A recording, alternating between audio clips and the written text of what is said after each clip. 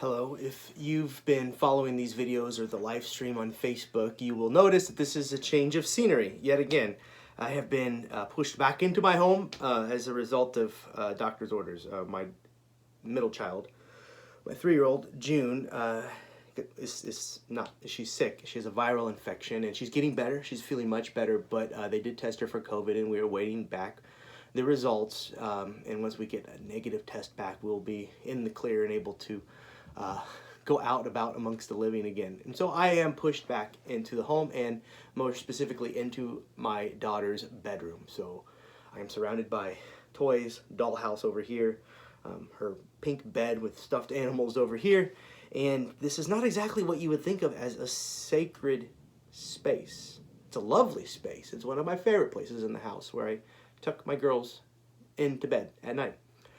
But not a sacred space, not stained glass, no pews, no altar railings or pulpits or any of those things, communion trays. It is a very humble, homey place. Which made me think as I was setting up that maybe this distinction between the sacred and the holy causes us to miss the places where God just might show up. In fact, can we even say that there are places where God is not?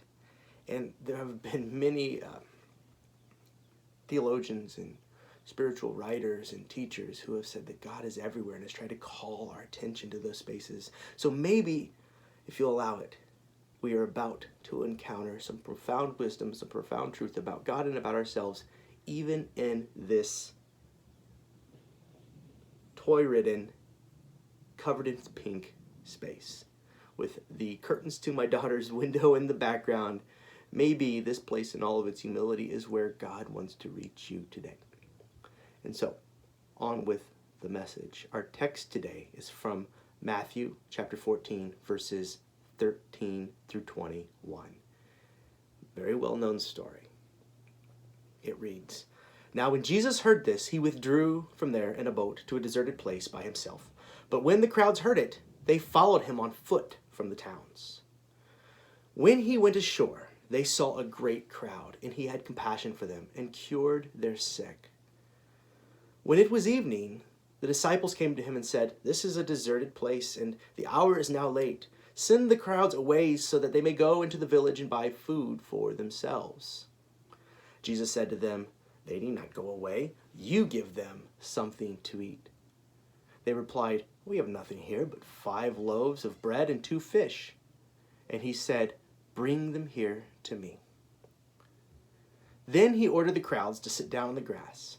Taking the 5 loaves and the 2 fish, he looked up to heaven and blessed and broke the loaves and gave them to the disciples, and the disciples gave them to the crowds. And all ate and were filled. And they took up what was left over of the broken pieces, 12 baskets full. And those who ate were about 5,000 men, besides women and children." I must have preached on this text about 6 times through the years, maybe even as young as a teenager when I was asked by my youth pastor to give a lesson for a Wednesday night youth group or something like that. And so it's so familiar, and I'm sure it's familiar to you. It's one from your Sunday school lessons, or even in popular culture, people have heard of this story of Jesus breaking bread and fish to feed the multitudes. And so I thought when I first saw that this was the suggested reading for the lectionary that I would skip right over it until I remembered in the next moment the times in which we're living through, this pandemic, these strange and odd, isolating, stressful times. These are times when it's far easier to notice what we lack than what we have. For example, my congregants are painfully aware that they lack their church space, their sacred space, the sanctuary.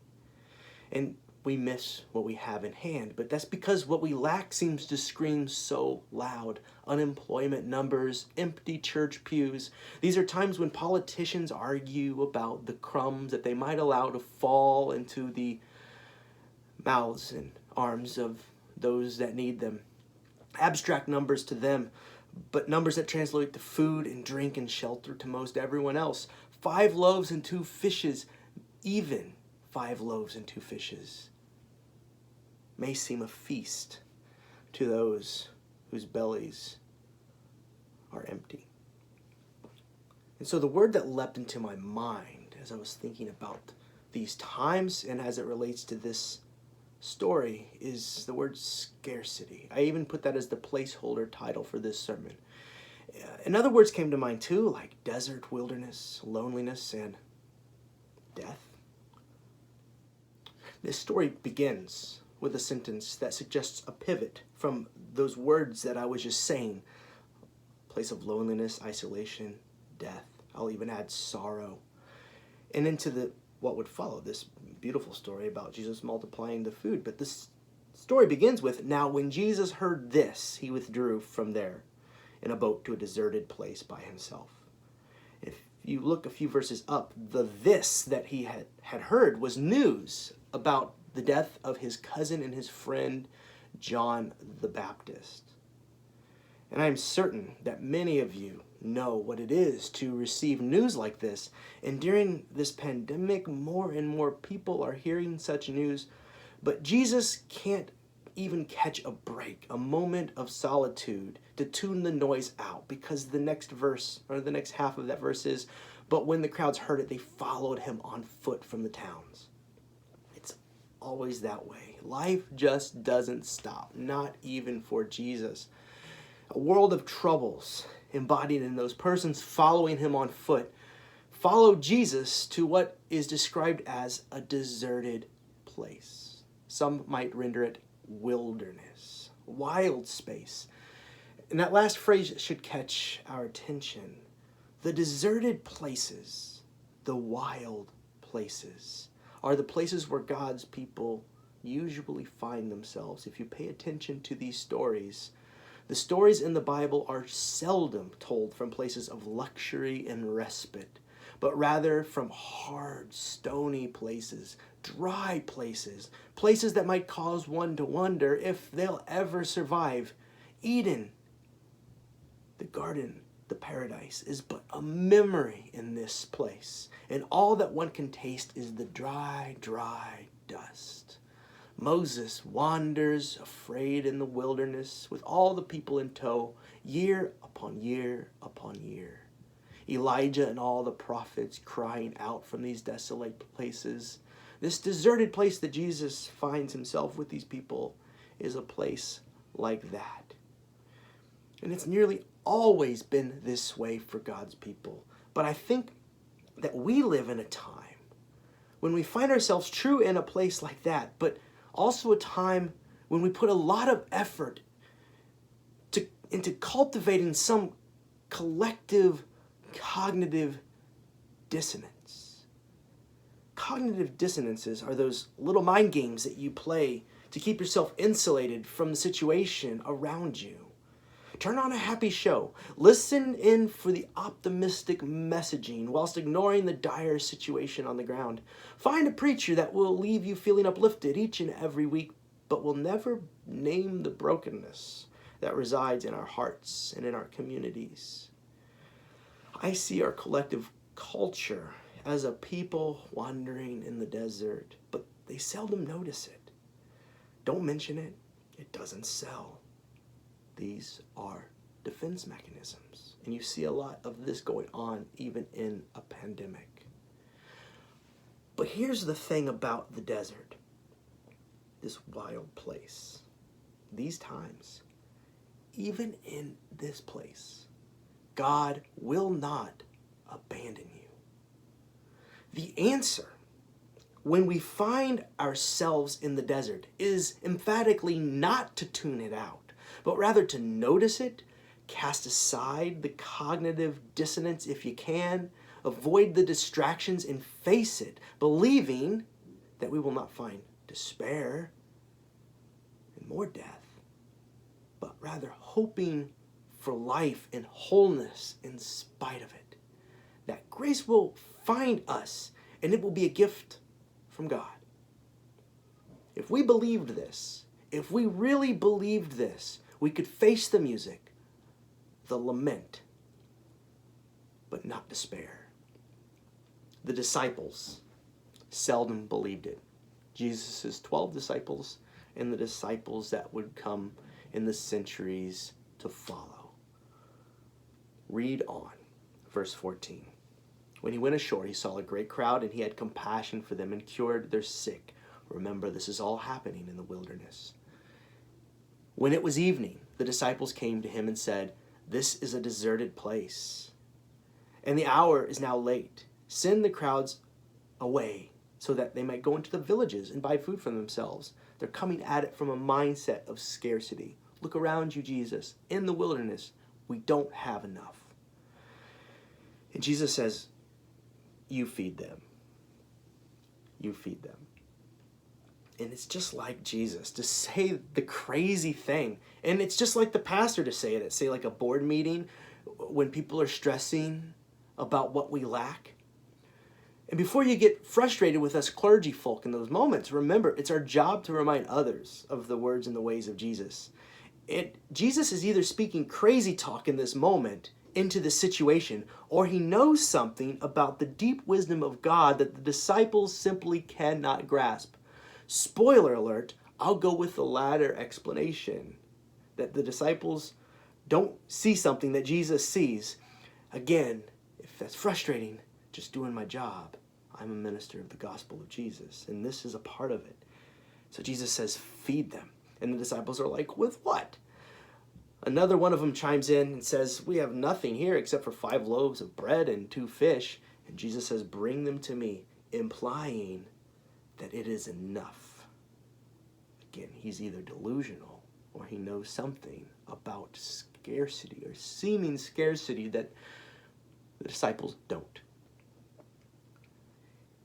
In times of scarcity, it does not do to look at what we lack.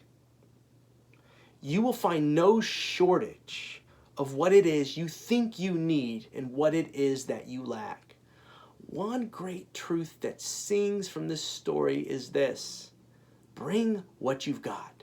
You might just find it to be enough.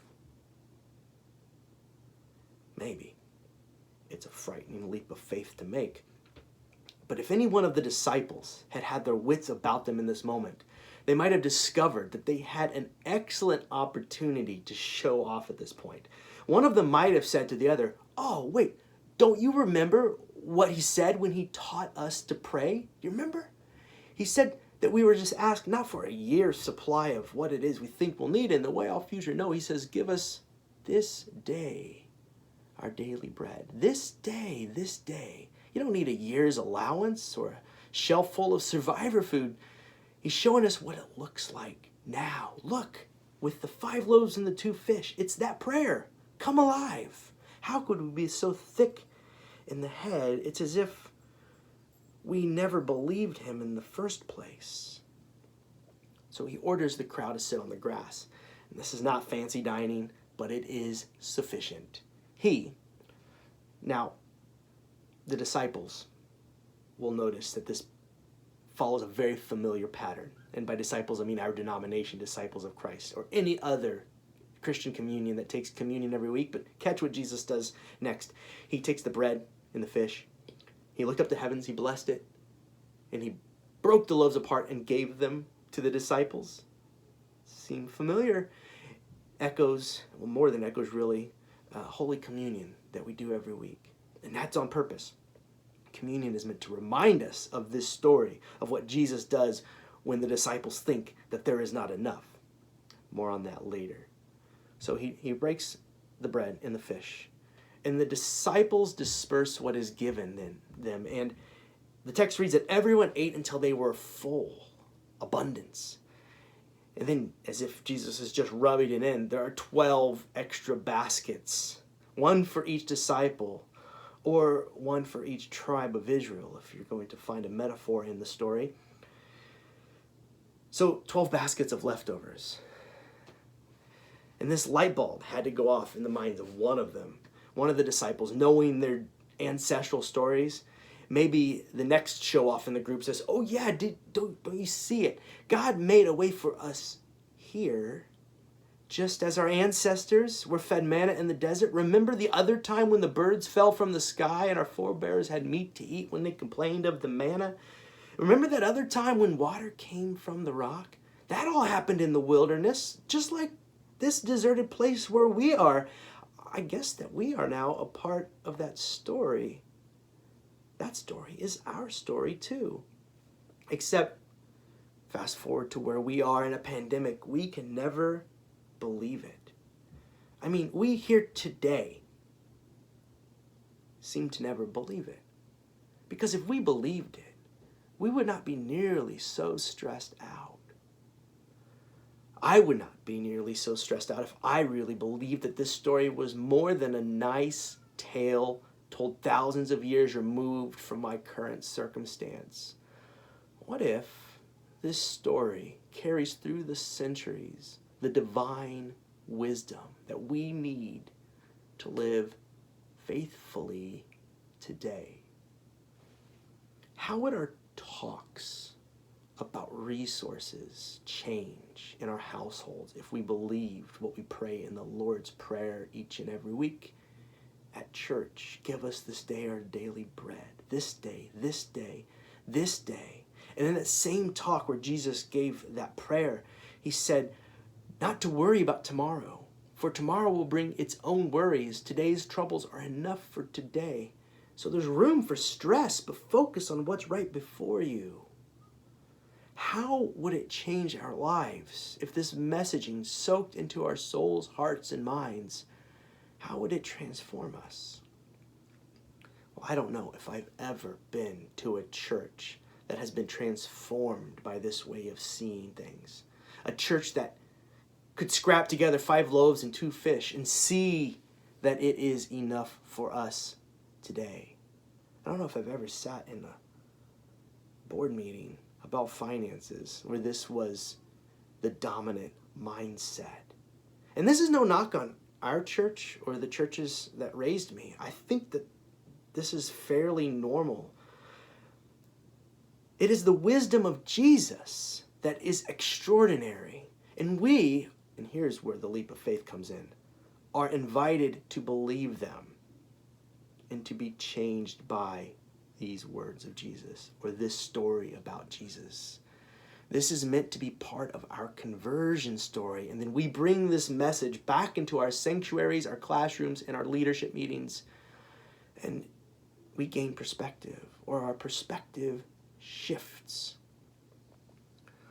As I said at the beginning of this story, that this story finds us in the midst of a pandemic. It finds us in the wilderness where resources seem to run thin. In fact, they do run thin. This is where loneliness leaves us feeling sad, and where uncertainty about the future keeps us up late at night and greets us when we wake up in the morning. And if this describes you, I'm describing myself in many ways. If this describes you, I would like to pose a question. Disciple of Christ, is this story we read today nonsense or profound? Does it cloud the truth with a lie or an illusion, or does it tell the truth? Does it allude to a form of pathetic naivety, or to God's deep wisdom? I guess what I'm asking really is it true? Does God provide for those who have been led to deserted places? Has God led us here? And if so, is there hope for us? And how we answer these questions is of vital importance, because if the answer to these questions is no, this is not wise, or no, this is nonsense, no, this perspective is unrealistic, God has not called us here, the desert is simply the place where we despair and fight for our lives, we get smarter, we get wittier, we plan better, we worry and we stress our way back to some semblance of control, order, and safety. If the answer is no, that this story does not push against these baseline assumptions that we bring into pandemics, then Jesus is just wasting his breath in his time, in his energy, and so is the church. But if the question is yes, this is God's wisdom. Yes, the story does describe God's actions in the world. Yes, this is profound. Profound to think that even a meager amount, a small amount that I bring to the table, that God can stretch it and cause an abundance when we did not have the eyes to see it. Water from rocks even. God does provide for those led to deserted places. God always has and will again in these times. God has called us here, and those who walk faithfully are led to life. That is a different way of seeing the circumstance. And I hope that it gives you hope, even in the midst of seeming scarcity, isolation, and loneliness. In that deserted place, God makes a way, brings an abundance in the context of seeming scarcity. So, I'll say no. The desert is not the place where we despair and fight for our lives, where we worry and stress our way back to some semblance of control, order, and safety. It never works. We do not have control. There is so much that is out of our hands and our abilities to nail down. So let's cast our burdens down. Church of God, let us trust in God. Isn't that what we say we are about from the onset? Usually from the vantage point of simpler and easier times. Instead, let us refrain from the impulse to see a world of scarcity and instead count the blessings you even now possess. God, the God who has always found us in the desert, is finding us now. Bring what you have. Notice what you have, and it will be enough. Do you believe it?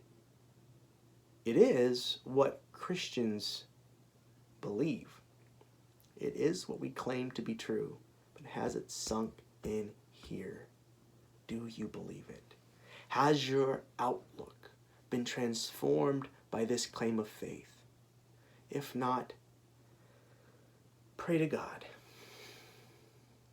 It's what I've been doing a lot of lately, as I have discovered that this message, that this image of Jesus in the context of scarcity, calling out of that scarcity and abundance, I have discovered in this pandemic that it has not gotten very deep into my soul and has not shaped my outlook in the ways that are necessary. So join me and ask God for the grace to see it, the faith to see it, that it might transform our outlook and we will not be afraid anymore. I think that if we ask, and if God is faithful, this life will find you and me.